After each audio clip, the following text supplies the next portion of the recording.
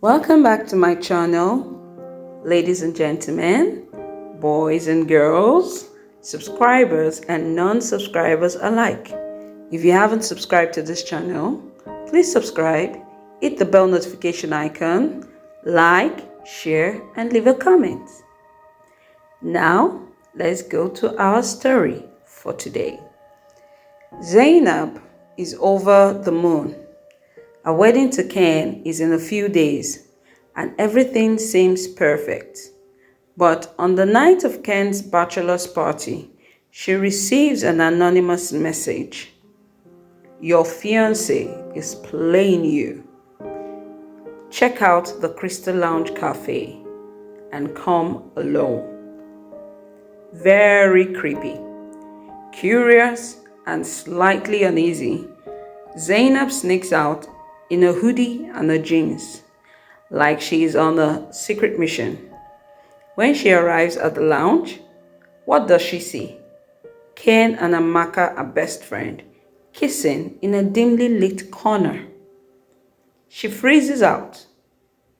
Her world shatters right before her eyes.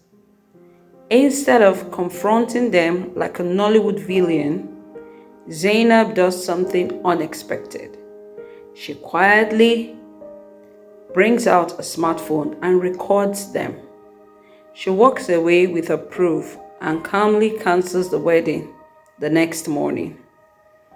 Ken is stunned and very surprised.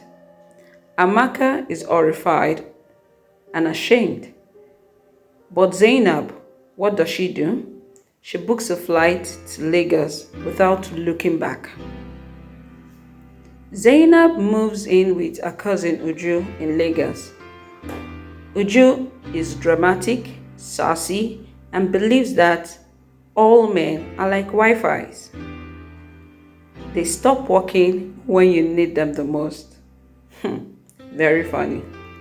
To cheer Zainab up, Uju takes her to a comedy show where Zainab, distracted and moody, accidentally spills a drink on a handsome stranger, Tunde.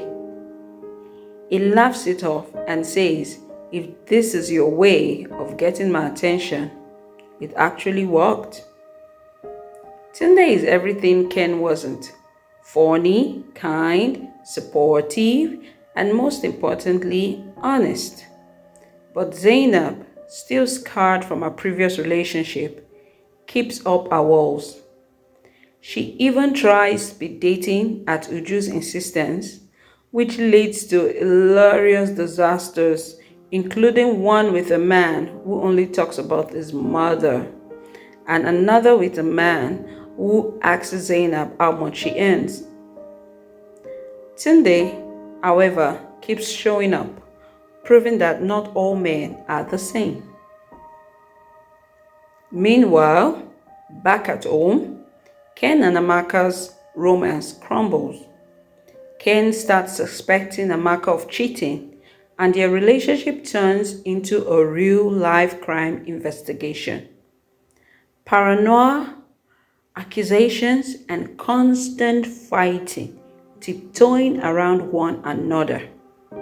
Then, boom! Amaka drops the bombshell. I was never in love with you. I was paid to seduce you. And Ken shouted, what a betrayal! You are nothing but a jealous woman. Why would you do that to your friend Zainab? Why, Amaka? But this did not faze Amaka at all. She just laughed it off. And she told Ken, by the way, I am pregnant, but it's not for you. By who? Ken decided to ask. And by the way, who paid you to seduce me? Amaka looked Ken in the eyes and said, by a secret admirer of yours. It turns out Ken wasn't the saint he pretended to be. Years ago, he broke another woman's heart and left her at the altar. That woman, Tola, is now a powerful businesswoman who owns more than half of the business in the state. She wanted a revenge. She sought out Amaka, who had always envied Zainab, and offered her a huge deal. She said, "Get close to Ken, make him fall in love with you, and watch his life crumble." The plan worked, but Amaka never expected Ken to turn out so toxic. She realizes she's stuck in her own trap. Months later, Zainab is thriving in Lagos with a new job and a blossoming romance with Tunde. But one evening, she gets a message from Tola. Tola said, "You are welcome. I just thought you should know you dodged a bullet." Zainab is shocked when she learns the full truth. Ken was never meant to be a happy ending. The betrayal wasn't just a betrayal, it was a setup.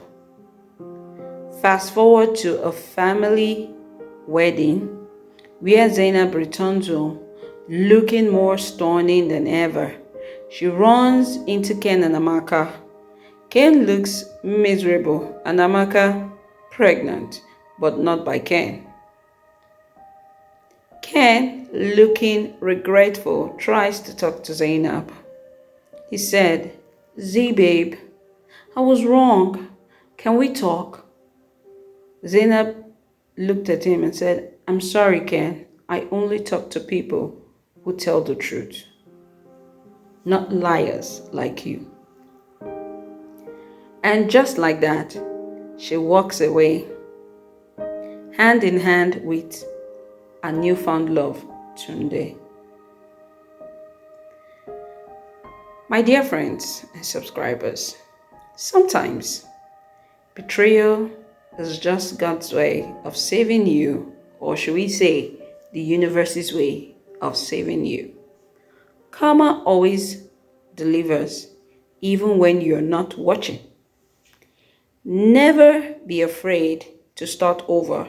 Sometimes that's where the real blessing is.